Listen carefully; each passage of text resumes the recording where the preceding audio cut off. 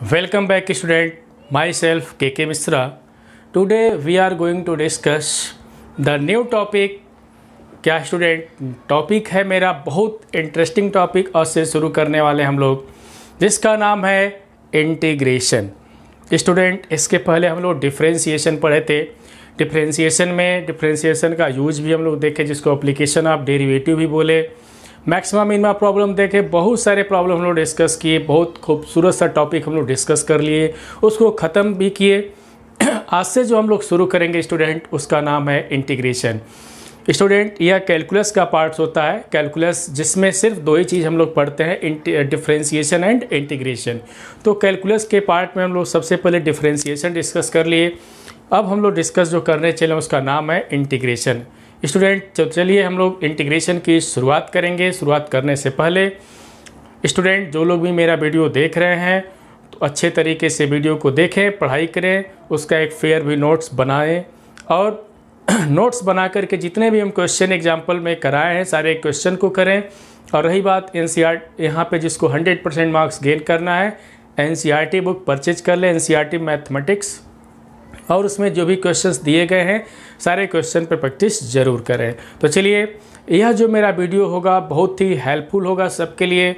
जो student financially week हैं या बहुत ज़्यादा उनका कोचिंग सेंटर बहुत दूरी पे है या स्कूल नहीं जा पा रहे हैं और भी कोई वजह है, तो उनके लिए मेरा वीडियो बहुत ही हेल्प करेगा। हम यही सोच करके वीडियो तैयार कर रहे हैं कि जितने भी स्टूडेंट हैं मेरे वीडियो को देखें और 100% मार्क्स एग्ज़ाम में गेन करें। तो चलिए हम लोग शुरुआत करते हैं इसी बात पे। नाम है हम लोगों का, टॉपिक नेम है क्या है, इंटीग्रेशन। नाम यहाँ से देख सकते हैं, यहाँ पे क्या नाम है इसका, इंटीग्रेशन। तो स्टूडेंट इंटीग्रेशन में जिस तरीके से हम लोग कैलकुलस में डिफरेंशिएशन पढ़े, तो आज से हम लोग इंटीग्रेशन पढ़ते हैं। तो इस स्टूडेंट इंटीग्रेशन के भी दो पार्ट्स होते हैं। वो कौन कौन से पार्ट्स होते हैं ज़रा देखें। तो टॉपिक नेम क्या है, इंटीग्रेशन। तो इंटीग्रेशन में सबसे पहले हम लोग देखें इंटीग्रल। क्या देखना है यहाँ पे, इंटीग्रल। तो इंटीग्रल के कितने पार्ट्स हम लोग देखेंगे, ज़रा ध्यान दिया जाएगा। इंटीग्रल स्टूडेंट, इंटीग्रल के दो पार्ट्स हम लोग डिस्कस करने हैं, सिर्फ दो ही पार्ट्स को डिस्कस करने हैं। कौन कौन से दो पार्ट्स हैं, तो ध्यान देंगे। सबसे पहले होता है इनडेफिनिट इंटीग्रल। क्या नाम होता है, इनडेफिनिट। यहाँ से इनडेफिनिट इंटीग्रल नाम होता है। और दूसरा जो होता है उसको बोलते हैं डेफिनिट, नाम बोलते हैं उसका। क्या नाम होता है, डेफिनिट। तो इंटीग्रल के दो पार्ट्स होते हैं, indefinite integral and definite integral. Student कौन कौन से, इंटीग्रल के दो parts, indefinite integral and definite integral. तो स्टूडेंट सबसे पहले हम लोग यहाँ पे कौन सा पार्ट हम लोग स्टडी करेंगे। तो स्टूडेंट सबसे पहले जो हम लोग को डिस्कस किया जाता है, चाहे किसी भी स्कूल में पढ़ते हो, किसी भी कोचिंग सेंटर में पढ़े, सबसे पहले हम लोग इंडेफिनिट का स्टडी करते हैं। और जब इंडेफिनिट का स्टडी कर लेते हैं तब हम लोग डेफिनिट पे जाते हैं। तो इंडेफिनिट में सबसे पहले हम लोग क्या पढ़ेंगे, इंडेफिनिट इंटीग्रल में क्या पढ़ना है, सबसे पहले हम लोग डिफाइन करेंगे यहाँ पे इंटीग्रल। इंडेफिनिट इंटीग्रल को सबसे पहले हम लोग डिफाइन करेंगे। किसको डिफाइन करेंगे, इंडेफिनिट इंटीग्रल को डिफाइन करेंगे कि व्हाट इज इंडेफिनिट इंटीग्रल। तो स्टूडेंट यहाँ पे इंडेफिनिट इंटीग्रल को कैसे डिफाइन करेंगे ज़रा देखा जाए। सबसे पहले इसमें एक टर्म आता है जिसको हम लोग जानना बहुत ज़रूरी है, क्योंकि उसके बिना काम बिल्कुल अधूरा होगा। तो जिसका नाम है, क्या नाम होता है, प्रीमिटिव। देखें स्टूडेंट, सबसे पहले हम लोग यहाँ पे क्या स्टडी करने चल रहे हैं, हम लोग जो स्टडी करने चल रहे हैं वो है इंडेफिनिट इंटीग्रल को स्टडी करेंगे। इसके बाद तो हम लोग डेफिनिट इंटीग्रल पे जाएंगे। तो चलिए सबसे पहले हम यहाँ पे डिस्कस करते हैं कि व्हाट इज़ प्रीमिटिव। देखें प्रीमिटिव या प्रीमिटिव का जो दूसरा नाम होता है, या इसको एक और नाम देते हैं एंटी डेरिवेटिव। क्या नाम देते हैं, एंटी डेरिवेटिव, या एक और नाम होता है, इसका नाम होता है इंटीग्रल। तो देखिए स्टूडेंट, सबसे पहले यहाँ पे जो डिस्कशन हम लोग करने चल रहे हैं, प्रीमिटिव और एंटी डेरिवेटिव और इंटीग्रल। तो व्हाट इज प्रीमिटिव, पहले प्रीमिटिव होता क्या है, या इंटीग्रल क्या होता है, या एंटी डेरिवेटिव क्या होता है। तो स्टूडेंट यहाँ पे सबसे पहले जो बेसिक जो डेफिनीशन होता है, जो रास्ते चलते हम लोग बोल देते हैं, जो इंटीग्रल का जो डेफिनीशन होता है वो क्या होता है कि इन्वर्स प्रोसेस ऑफ, क्या होता है, इन्वर्स प्रोसेस ऑफ डेरिवेटिव को ही हम क्या बोलते हैं, इंटीग्रल बोलते हैं। क्या बोलते हैं, इन्वर्स प्रोसेस ऑफ डेरिवेटिव को ही हम क्या बोलते हैं, यहाँ पे इंटीग्रल बोलते हैं। तो इनवर्स प्रोसेस ऑफ डेरिवेटिव का नाम क्या देते हैं? Anti derivative. तो एंटी डेरिवेटिव मीन्स इंटीग्रल। ये तो रास्ता और चलते हुए डेफिनेशन हो गया, बट जरा हम प्रिमिटिव के बारे में चलें कि प्रिमिटिव होता क्या है। तो देखें यहाँ पे प्रिमिटिव के बारे में हम लोग डिस्कस करते हैं यहाँ पे। तो देखें बहुत खूबसूरत सा डेफिनेशन हम लोग लिखने चलना है। तो देखें कि यहाँ पे एक सिंपल सा डेफिनेशन हम लोग लिखेंगे। देखें यहाँ पे अ फंक्शन, ध्यान देंगे, अ फंक्शन फाई एक्स, देखें a function phi x is called, क्या इसको पढ़ेंगे? A function phi x is called, देखेंगे यहाँ पे primitive of a function, primitive of a function f x. ध्यान देंगे बहुत खूबसूरत सा डेफिनेशन है। क्या लिखा गया? A function phi x is called a primitive of a function f x if, किस कंडीशन को सेटिस्फाई करता है? If phi dash x equal to क्या मिल जाए हमको? एफ एक्स मिल जाए। क्या मिल जाए? Phi dash x equal to क्या मिल जाए हमको? एफ एक्स मिल जाए। इसको इस तरीके से समझ सकते हैं क्या कि हम दो फंक्शन ले लिए, सपोज कर लें, या हम दो फंक्शन ले लिए, एक को फाई एक्स ले लिए और एक को क्या ले लिए? एफ एक्स ले लिए। तो यह फाई एक्स एफ एक्स का प्रीमिटिव कहलाएगा। देखिए यह फाई एक्स एफ एक्स का क्या कहलाएगा? प्रीमिटिव कहलाएगा। कब? यदि हम फाई एक्स को डिफ्रेंशिएट कर दें। क्या कर दें? फाई एक्स को यदि हम डिफ्रेंशिएट कर दें तो किसके इक्वल हो जाए? एफ एक्स के क्या हो जाए? इक्वल हो जाए। तो इस केस में हमारा फाई एक्स क्या कहलाएगा? एफ एक्स का प्रीमिटिव कहलाता है। क्या कहते हैं? तो phi x is called primitive of f x. कब? जब derivative of phi x equal to f x हो जाता है तब। अगर हम एक सिंपल से एग्जाम्पल की बात करते हैं तो चलिए एक एग्जाम्पल की हम बात करते हैं। तो यहाँ पे एक छोटा सा एग्जाम्पल हम दिखा देते हैं। कर सकते हैं यहाँ पे x पावर 4/4। ध्यान देंगे कि x power 4/4 is a primitive of क्या? इज यहाँ पे प्रीमिटिव ऑफ किसका? x पावर 3 का। x पावर 3 का क्या होगा? ये प्रीमिटिव। कैसे? कि यदि x पावर 4/4 अगर x पावर 3 का प्रीमिटिव है तो कैसे होंगे? तो देख लेंगे कि d/dx ऑफ x पावर 4/4, जरा देखें किसके इक्वल आ रहा है। तो इसको डिफरेंशिएट अगर हम कर दें तो इसका डेरिवेटिव कितना हो जाएगा? x पावर 3 हो जाएगा। इसका मतलब है कि x power 4/4 is a primitive of कितना? x power 3। तो डेफिनेशन के अकॉर्डिंग ही देख सकते हैं क्या कि कोई फंक्शन फाई एक्स है, दूसरा फंक्शन क्या है? एफ एक्स है। तो यह फाई एक्स एफ एक्स का प्रीमिटिव तभी कहलाता है जब इस कंडीशन को क्या करता है? सेटिस्फाई करता है। तो बहुत खूबसूरत सा डेफिनेशन था। इस डेफिनेशन को हम और आगे थोड़ा सा एक्सटेंड करते हैं, जरा देखें कि इससे और क्या क्या रिजल्ट हम लोग पाएंगे। तो थोड़ा सा और इस डेफिनेशन को हम एक्सटेंड कर रहे हैं, ध्यान देंगे। तो यहाँ पे देखें, ये तो इंटीग्रल के दो पार्ट्स स्टडी किए, कौन सा? Indefinite and definite. तो सबसे पहले हम लोग किसको डिफाइन करेंगे? इनडेफिनिट इंटीग्रल को। तो इनडेफिनिट इंटीग्रल को डिफाइन करने से पहले प्रीमिटिव के बारे में जाने, या एंटी डेरिवेटिव होता क्या है। तो प्रीमिटिव, एंटी डेरिवेटिव और इंटीग्रल सब एक ही नाम होता है। एक डेफिनेशन हम बता भी चुके हैं कि इनवर्स प्रोसेस ऑफ डिफरेंशिएशन को हम क्या बोलते हैं? इंटीग्रेशन बोलते हैं। तो चलिए इसके बाद इस डेफिनेशन को हम और थोड़ा सा एक्सटेंड करते हैं। तो ध्यान दिया जाए, यहाँ पे एक्सटेंड हम करने चल रहे हैं। यहाँ पे ध्यान देने वाली बात ये है कि हम फाई एक्स को एफ एक्स का प्रीमिटिव भी कह दिए। अब थोड़ा सा और हम आगे बढ़ते हैं, देखें इससे और रिजल्ट हम लोग देखें कि लेट, क्या हम देखते हैं कि let phi x is a, देखें, प्रीमिटिव ऑफ क्या चीज़? F x. Let phi x is a primitive of f x and यहाँ से let c, c means constant, यहाँ पे let c be any, let c be any constant, then ध्यान देना है यहाँ पे let phi x is a primitive of f x and let c be any constant, then यहाँ पे देखें यहाँ पे कि d/dx ऑफ किसका? फाई एक्स प्लस सी का। अगर इस फंक्शन में c को हम क्या कर दिए? ऐड कर दिए हैं। तो इसका जरा देखें कितना आता है। तो c मीन्स कांस्टेंट है, तो इसका डेरिवेटिव 0 हो जाएगा। ये किसके इक्वल हो जाएगा? फाई डैश एक्स के इक्वल हो जाएगा। और फाई डैश एक्स किसके इक्वल हम लेके चल रहे हैं? एफ एक्स के इक्वल।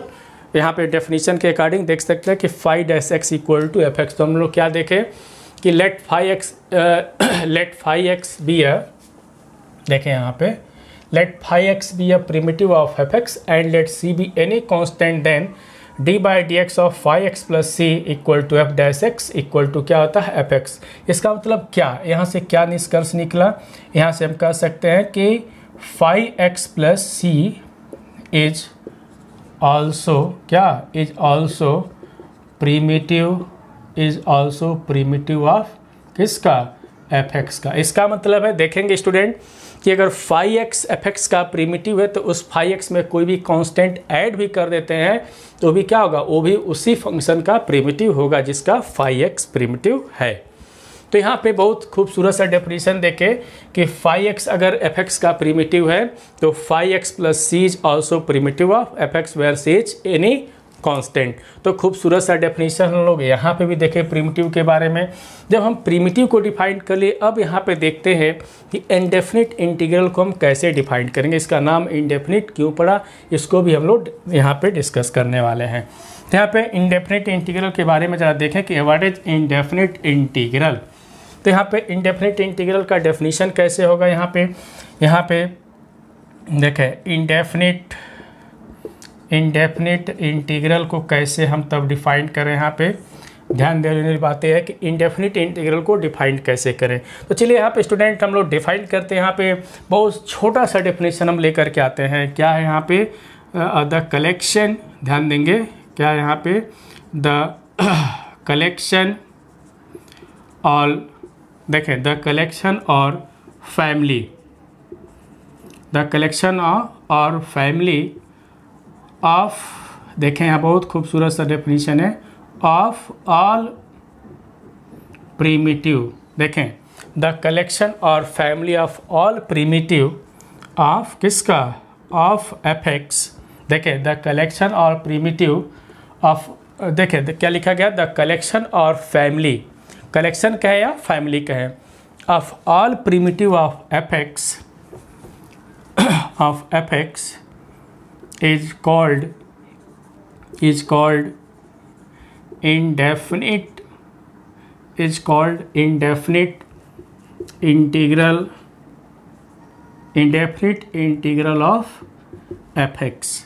और इसको डिनोट कैसे करते हैं, एंड इज, देखें एंड इज डिनोटेड बाई, देखें integral of fx, and is denoted by integral of f x d x. इसका मतलब है देखें कि दैट इज, ध्यान देना यहाँ पे कि दैट इज कि d by d x of phi x plus c equal to क्या मिल जाता है, एफ एक्स मिलता है। तो यहाँ से क्या लिख सकते हैं, integral f x d x equal to क्या नाम होता है, फाई एक्स प्लस सी नाम होता है। देखें अभी हम लोग डेफिनेशन के अकॉर्डिंग हम लोगों ने क्या देखा यहाँ पे कि कलेक्शन ऑफ ऑल फैमिलीज, देखिए क्या लिखा है, collection of all primitive of f x, क्या लिखा गया है, the collection of all primitive of f x is called indefinite integral of f x and is denoted by integral. इसको पढ़ने का तरीका क्या है, integral f x d x, और यह integral f x d x किसके इक्वल हो जाएगा, फाई एक्स प्लस सी के। जहाँ पे सी क्या है इसको हम लोग देखें, यहाँ पे वेयर सी को क्या पढ़ेंगे, where C is constant of integration. C को क्या बोलेंगे, कांस्टेंट ऑफ इंटीग्रेशन बोलेंगे। तो वेयर सी इज कॉल्ड इसको क्या पढ़ते हैं, तो कांस्टेंट ऑफ, क्या इसको पढ़ते हैं, कांस्टेंट ऑफ इंटीग्रेशन पढ़ते हैं। ठीक है, क्या पढ़ते हैं, कांस्टेंट ऑफ इंटीग्रेशन। और इस फंक्शन को किसके रिस्पेक्ट में इंटीग्रेट कर रहे हैं, तो x के d के साथ जो लगा रहेगा उसी के रिस्पेक्ट में हमको यहाँ पे क्या करना है, इंटीग्रेट करना है। तो इस फंक्शन f(x) को किसके रिस्पेक्ट में हम कर रहे हैं, x के रिस्पेक्ट में डिफरेंशिएट कर दे रहे हैं। तो यहाँ पे देखें यह जो साइन हम यहाँ पे बना रहे हैं, यह साइन हमारा किसका साइन है, इंटीग्रल का साइन है। किसका साइन है, इंटीग्रल का। और जो f(x) है इसको क्या बोलते हैं, इंटीग्रैंड बोलते हैं। क्या बोलते हैं यहाँ पे, f(x) को इंटीग्रैंड बोलते हैं। ठीक है, इंटीग्रैंड बोलते हैं। c को क्या बोलते हैं, कांस्टेंट ऑफ इंटीग्रेशन। और यहाँ पे फाई एक्स क्या है, यहाँ पे प्रीमिटिव ऑफ किसका, f(x) का है। फाई एक्स क्या है यहाँ पे, प्रीमिटिव ऑफ f(x) होता है। देखें यहाँ पे f(x) को क्या बोलेंगे, यहाँ पे इंटीग्रैंड बोलते हैं। क्या बोलते हैं, इंटीग्रैंड। एंड लिख देते हैं एंड fx इज कॉल्ड, यहाँ पे fx इज कॉल्ड इंटीग्रेंड। क्या बोलते हैं fx को, क्या बोलते हैं, fx is called integrand. Student अब हम लोग यहाँ पे बता दें कि इसका नाम इंडेफिनिट क्यों पड़ता है। तो यहाँ पे देखें जो कांस्टेंट c, यहाँ पे देखें c की वैल्यू डिफरेंट लेंगे तो डिफरेंट इसके सोल्यूशन हमको मिलेंगे। डिफरेंट यहाँ पे सोल्यूशन मिलता है, कोई फिक्स वैल्यू नहीं होता है, इसलिए इसका नाम हमारा इंडेफिनिट इंटीग्रल पड़ जाता है। अब स्टूडेंट जरा इसको जियोमेट्रिकली हम लोग देख लें कि जियोमेट्रिकली क्या होता है सब यहाँ पे। तो चलिए एक जियोमेट्रिकली इसको हम लोग डिफाइन करते हैं कि जरा देखें कि geometrical interpretation of indefinite integral क्या होता है जियोमेट्रिकली। स्टूडेंट हम लोग जैसे डेरिवेटिव पढ़े थे तो डेरिवेटिव का भी हम लोग ज्योमेट्रिकल मीनिंग देखे, उसको डिफरेंशियबिलिटी से स्टडी किए। इसी तरीके से यहाँ पे हम लोग इंडेफिनिट इंटीग्रल का ज्योमेट्रिकल इंटरप्रिटेशन भी हम लोग डिस्कस करेंगे। तो चलिए इसको ज्योमेट्रिकली यहाँ पे देखा जाए कि क्या है ये, ज्योमेट्रिकली हम लोग स्टडी करते हैं। बहुत ही खूबसूरत सा टॉपिक हम लोग डिस्कस करने चल रहे हैं। तो देखें जो नेक्स्ट है वो क्या है, यहाँ पे देखें geometrical interpretation of indefinite integral और geometrical meaning of indefinite integral क्या है। यहाँ पे देखें, यहाँ से हम लोग को पढ़ना है ज्योमेट्रिकल इंटरप्रिटेशन ऑफ किसका, इंडेफिनिट, यहाँ पे geometrical interpretation of indefinite integral है कि नहीं। ज्योमेट्रिकल इंटरप्रिटेशन ऑफ किसको पढ़ना है, इंडेफिनिट इंटीग्रल। यहाँ पे इंडेफिनिट इंटीग्रल का ज्योमेट्रिकल इंटरप्रिटेशन क्या होता है इसको हम लोग डिस्कस करें। चलिए स्टूडेंट इसको हम एक सिंपल से एग्जांपल से लेके समझाते हैं। तो एक एग्जांपल लेते हैं कि कंसीडर, देखें यहाँ पे कि fx इक्वल टू 2x। हम एक कोई एग्जांपल लेके चल रहे हैं कि consider fx equal to 2x, क्योंकि इसी एग्जांपल से हम लोग इसको ज्योमेट्रिकल स्टडी कर लेंगे। fx इक्वल टू 2x, चलिए इसको हम इंटीग्रेट करते हैं। तो यहाँ से इंटीग्रेट किया जाए, देखा जाए तो इंटीग्रल ऑफ, देखें यहाँ पे fx dx इक्वल टू, यहाँ पे क्या लिखेंगे, देखें 2fx dx। तो देखते हैं कितना आता है। तो यहाँ पे देखें, यहाँ पे 2 और थोड़ा सा इंटीग्रल सभी लोग पढ़े होंगे, 11th में फिजिक्स में पढ़े होंगे। अभी फार्मूला भी हम लोग डिस्कस करेंगे, बट इसको ज्योमेट्रिकली जरा सॉल्व भी कर देते हैं, क्योंकि फिजिक्स में सभी लोग पढ़े होंगे कि x power n dx, integral of x power n dx। तो सभी लोग जानते ही होंगे कि x power n plus 1 upon कितना होता है, n प्लस 1 पढ़े होंगे। इसी तरीके से इसको अगर हम x यहाँ पे इंटीग्रेट कर दें तो कितना हो जाएगा, x का x square by 2 plus constant of integration कितना हो जाएगा, c। 2 से 2 कैंसिल तो कितना हो जाएगा यहाँ पे x स्क्वायर प्लस c। और इसको किसके इक्वल कर देते, सपोज कर ले कि ये y एक फंक्शन हो गया, इसके हम इक्वल लेके चल रहे हैं, क्योंकि उसको ज्योमेट्रिकली यहाँ पे हम लोग देखने चल रहे हैं कि इसका ज्योमेट्रिकल मीनिंग क्या होता है इंडेफिनिट इंटीग्रल का। चलिए यहाँ पे कुछ हम यहाँ पे पुट करते हैं कि put c equal to 0 1 2 and so on 3, या और क्या पुट करते हैं -1 -2 -3 एंड सो ऑन। देखते हैं क्या मिलता है स्टूडेंट। तो यहाँ पे देखेंगे हम लोग यहाँ पे क्या मिलने वाला है। देखें पहले तो देख लें कि क्या रिप्रेजेंट कर रहा है, यहाँ पे यह क्या रिप्रेजेंट कर रहा है। तो यहाँ से देख सकते हैं, सिंपल सी बात है कि क्या रिप्रेजेंट कर रहा है। तो इस तरीके से हम देख सकते हैं कि x square equal to y minus c भी कर सकते हैं। तो देखिए कि यह एक पैराबोला रिप्रेजेंट कर रहा है, पैराबोला का इक्वेशन है ये, है कि नहीं, पैराबोला रिप्रेजेंट कर रहा है। तो चलिए इसके ग्राफ की हम बात करते हैं। तो कैसे, तो चलिए ग्राफ की हम बात करेंगे, यहाँ पे ध्यान देने वाली बातें हैं। इसके ग्राफ की हम लोग बातें करने चल रहे हैं। x एक्सिस यहाँ पे y एक्सिस है, ग्राफ पे हम लोग डिस्कस करने वाले हैं। तो देखें अगर c की वैल्यू 0 कर देते हैं तो ध्यान देंगे, अगर c की वैल्यू यहाँ पे हम क्या कर दें, 0 कर दें, तो हमको क्या मिलेगा, y equal to x square मिलेगा। क्या रिप्रेजेंट कर रहा है, एक पैराबोला रिप्रेजेंट कर रहा है। तो इसका ग्राफ लाइक दिस, इस तरीके से इसका ग्राफ हमको मिलने वाला, एक इसका ग्राफ हो गया।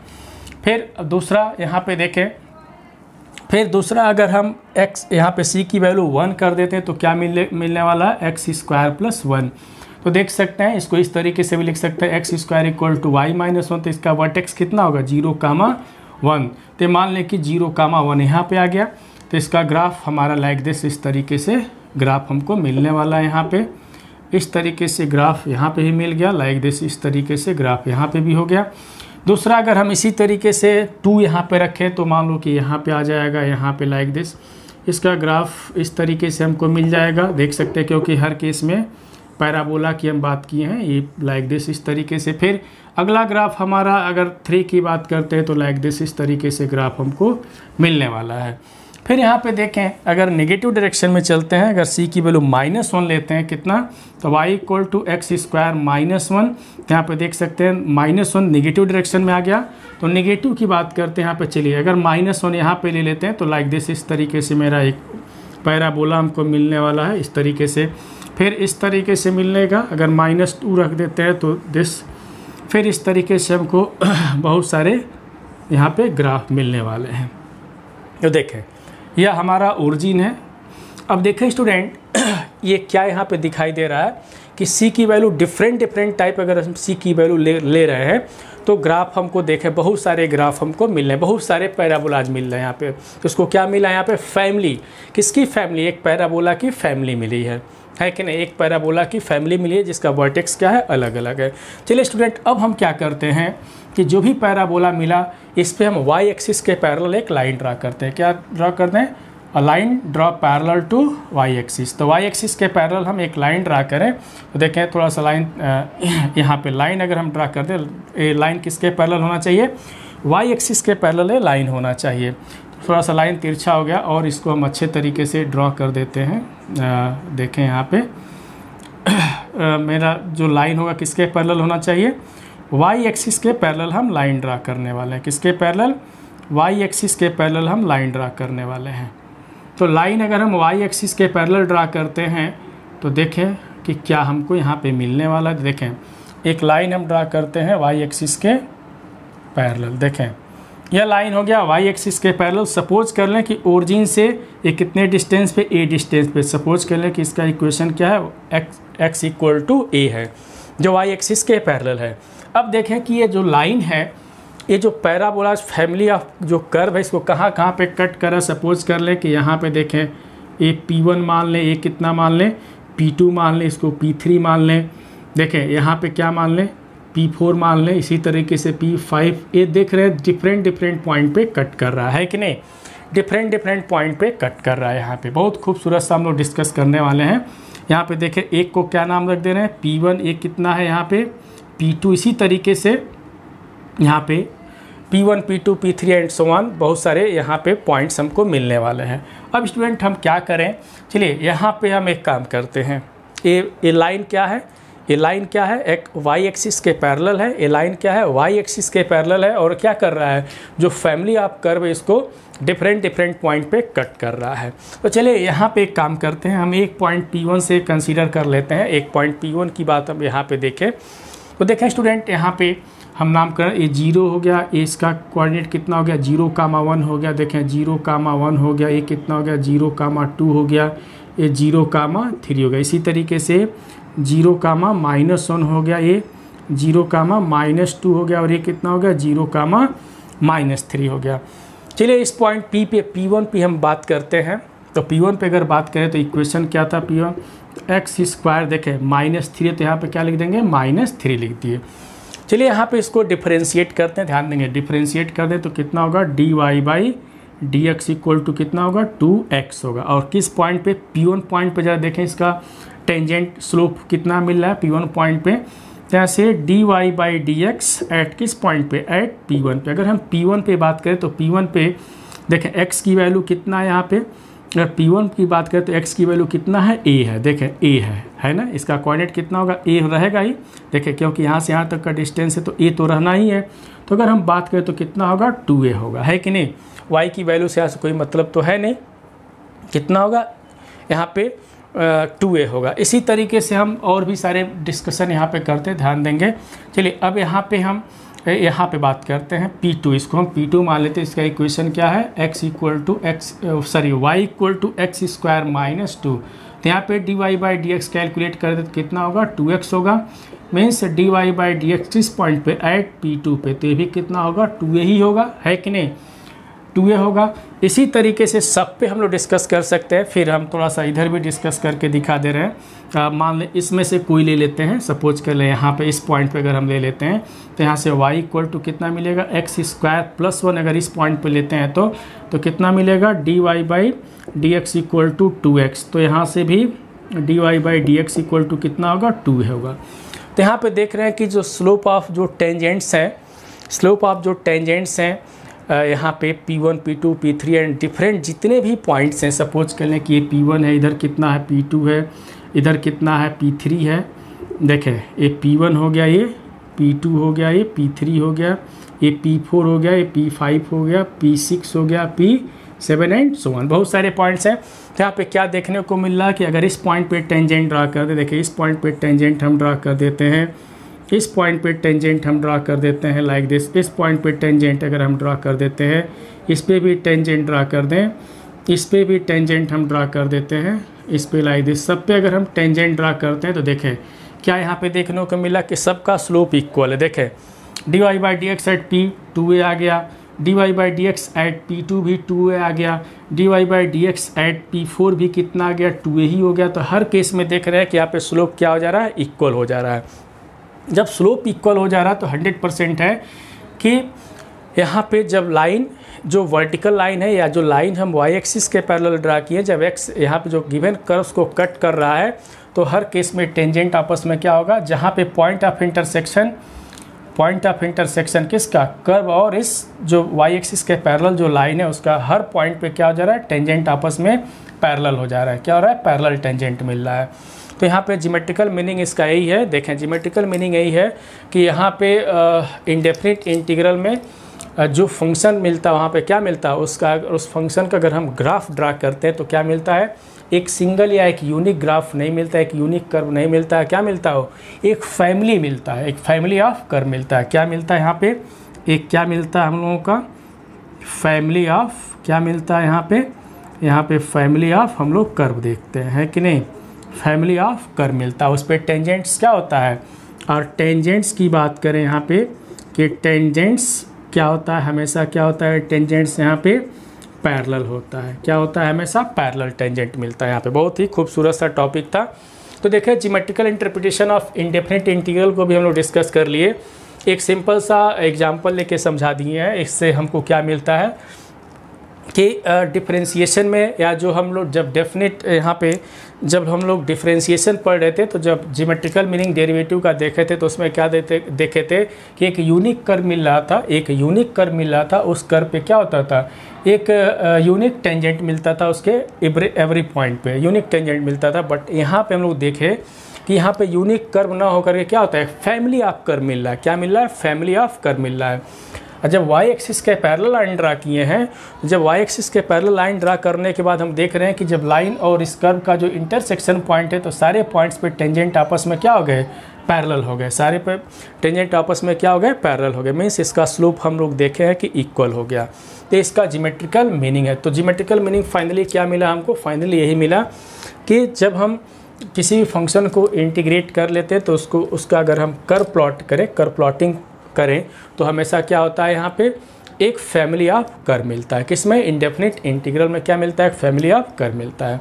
तो स्टूडेंट अब ध्यान देंगे, कुछ इंपॉर्टेंट पॉइंट हम लोग देखेंगे कि जो यहाँ पे डेरिवेटिव में और मीन्स डिफरेंशिएशन और इंटीग्रेशन में जो बेसिक डिफरेंस है, एक आध डिफरेंस हम लोग देख रहे थे, क्या डिफरेंस होता है। तो जो फर्स्ट डिफरेंस है, ध्यान देंगे कि जिस तरीके से कह सकते हैं कि every function is not differentiable, इसी तरीके से इसमें भी हम कह सकते हैं कि every function is not integrable. Means अगर हम देखें एक बार और सुन लें कि every function is not differentiable, इसी तरीके से कह सकते हैं कि every function is not integrable. यहाँ पे दूसरा जो बेसिक डिफरेंस है वहाँ पे समझ लें कि वहाँ पे क्या, जब भी हम लोग ज्योमेट्रिकली डेरिवेटिव की बात करते थे तो वहाँ पे एक यूनिक ग्राफ मिलता था और उसके ग्राफ के किसी पॉइंट पे यूनिक टेंजेंट मिलता था, वो मीनिंगफुल होता था। लेकिन यहाँ पे क्या है, यहाँ पे अगर हम देखें तो यहाँ पे मीनिंगलेस हो जाता है। यहाँ पे फैमिली ऑफ कर्व मिलता है, पहली बात तो फैमिली ऑफ कर्व मिलता है, और यहाँ पे टेंजेंट यूनिक ना होकर के हमेशा टेंजेंट हर पॉइंट पे क्या होता है, पैरेलल होता है। तो ये जो बेसिक डिफरेंस है इसको हम लोग जानेंगे, समझें यहाँ पे। स्टूडेंट अब हम क्या करते हैं, इसके कुछ फार्मूले जो हैं उस फार्मूले को हम लोग डिस्कस करते हैं। तो बहुत ही सिंपल सा फार्मूला हम लोग डिस्कस करने वाले हैं, तो ध्यान देंगे। जो मेरा फार्मूला है बहुत ही खूबसूरत सा फार्मूला हम लोग डिस्कस करें। तो अभी तक हम लोग क्या डिस्कस कर लिए, प्रिमिटिव के बारे में समझ गए, फिर उसके ज्योमेट्रिकल इंटरप्रिटेशन के बारे में हम लोग डिस्कस कर लिए। अब हम लोग जो डिस्कस करने चल रहे हैं इसके फार्मूले को डिस्कशन करेंगे। तो देखें फार्मूला, सिंपल फार्मूला हम लोग लिख रहे हैं यहाँ पे देखें। तो सम इम्पॉर्टेंट फार्मूले, उस फार्मूले को याद रखने हैं सबको। चलिए हम एक बेसिक फार्मूले से शुरुआत करते हैं। फर्स्ट फार्मूला को ध्यान देंगे। फर्स्ट फार्मूला मेरा सबसे सिंपल सा फार्मूला है, देखें x पावर n dx। देखें integral of x power n dx का याद रखेंगे, बहुत ही खूबसूरत सा फार्मूला। x पावर देखें x power n+1 upon n+1 plus c, where n is not equal to -1, क्योंकि n की वैल्यू -1 नहीं होना चाहिए, बाकी सब के लिए है ये, ठीक है। इसके बाद जो नेक्स्ट फार्मूले हैं देखें यहाँ पे इंटीग्रल, ध्यान देना है 1/, सिर्फ अगर सिर्फ dx का ही लिखा रहे, सिर्फ क्या लिखा रहे dx, सिर्फ dx लिखा रहे, तो dx मीन्स क्या, इसको इस तरीके से समझ सकते हैं 1 dx। तो यहाँ पे देखें सिर्फ अगर dx लिखा रहे तो कितना होता है x + c होता है। थर्ड फार्मूला इंटीग्रल ऑफ देखें 1/x dx का कितना होता है, यहाँ पे ध्यान देना है कि log x base e plus कितना हो जाता है c। फोर्थ फार्मूला इंटीग्रल देखें a पावर x dx का हो जाता है a पावर x अपॉन कितना log a to the base e plus c। बाकी जो कंडीशन है सबको पता ही है। 5 integral e power x dx का e power x plus c होता है, क्योंकि e पावर दोनों ही केस में कहता है भाई हम तो वैसे ही रहेंगे, कोई चेंज होने वाले नहीं हैं। फिर यहाँ पे देखें जो नेक्स्ट फार्मूला है साइन पे शुरुआत करते हैं। यहाँ पे देखें साइन x dx का हो जाता है माइनस cos x प्लस कितना हो जाता है c। फिर यहाँ पे नेक्स्ट है 7, यहाँ पे integral of cos x dx अगर लिखे तो इसका कितना हो जाता है साइन x प्लस c हो जाता है। फिर यहाँ पे नेक्स्ट फार्मूले की हम लोग बात करते हैं। देखें यहाँ तो साइन कॉस, अब यहाँ पे हम लोग जो स्टैंडर्ड फार्मूले पहले उसको देख लेते हैं। तो चलिए 8 फार्मूला या सबको लाइन से हम लोग देखते चलते हैं। देखिए साइन कॉस, साइन का उसके बाद अब किसका नंबर आएगा tan का, तो इंटीग्रल ऑफ कितना tan x dx। तो tan x dx का देखें फार्मूले जो होते हैं कितने होते हैं, देखें log sec x plus c, या किसके इक्वल होता है, अगर माइनस में लिखें तो यहाँ पे माइनस कितना cos x प्लस c, इस तरीके से होता है। फिर फार्मूला नंबर 9, तो देखें tan के बाद किसका नंबर आएगा cot x dx। तो cot x का कितना होता है ध्यान देंगे, तो कितना हो जाता है यहाँ पे log sin x plus c हो जाता है। फिर फार्मूला नंबर 10, अगर हम यहाँ पे नेक्स्ट यहाँ पे हम लोग बात करते हैं तो अब हम जो बातें करने चलें, देखें यहाँ पे सबसे पहले sec स्क्वायर एक्स की बातें कर लेते हैं। तो sec स्क्वायर एक्स का जो इंटीग्रल होता है वो कितना होता है, यहाँ पे tan x प्लस c होता है, कितना tan x plus c। Formula number 11, अगर यहाँ पे हम लोग कोसेक स्क्वायर एक्स dx की बातें कर लेते हैं तो कितना हो जाता है, देखें यहाँ पे minus cot x plus c हो जाता है। फार्मूला नंबर 12, यहाँ पे फिर हम लोग डिस्कस करने वाले हैं, सिर्फ यहाँ पे देखें इसका सेक x into tan x dx। देखें सेक x into tan x dx का जो फार्मूला होता है वो कितना हो जाता है, सिर्फ कितना हो जाता है sec x plus c। Formula number 13 integral of देखें next cosec x into cot x dx, इसका जो फार्मूले हो जाते हैं, इसका जो इंटीग्रल हो जाता है कितना होता है, तो minus cosec x plus c हो जाता है। फिर फार्मूला नंबर 14 पे हम लोग डिस्कस करने वाले हैं। देखें यहाँ पे हम लोग जो डिस्कशन करेंगे यहाँ पे देखें, पहले तो देखें हम लोग सेक x dx का। सेक x dx की अगर हम बात करते हैं तो कितना लिखते हैं, तो log सेक x plus tan x plus c, या इसको एक तरीके से और भी लिख सकते हैं लाइक दिस, इस तरीके से कि log tan के फॉर्म में, तो tan π/4 देखें कितना π/4 प्लस x/2 लाइक दिस, इस तरीके से भी हम लोग समझ सकते हैं इसका फार्मूला। देखें फिर यहाँ पे जो नेक्स्ट फार्मूले हम लोग डिस्कस करने वाले हैं, ज़रा उसको हम लोग देखते हैं। Formula number 15। फार्मूला नंबर 15 क्या है, देखिए सेक एक्स के बाद यहाँ पे हम लोग नेक्स्ट लिखने चले इंटीग्रल ऑफ किसका, cos x, cosec x. Cosec x d x का देखें तो कितना हम लोग लिखेंगे तो लॉग यहाँ पे देख सकते हैं cosec x minus cot x plus c, या इसका जो अदर फॉर्म होता है, एक और फॉर्म होता है कितना, तो लॉग टेन के फॉर्म में, तो टेन एक्स बाई टू भी इसको हम लिख सकते हैं, log ten x by two plus c. इसको एक तरीके से और भी हम लोग समझेंगे। इसके बाद स्टूडेंट और भी सारे फार्मूले हम लोग डिस्कस कर लेते हैं।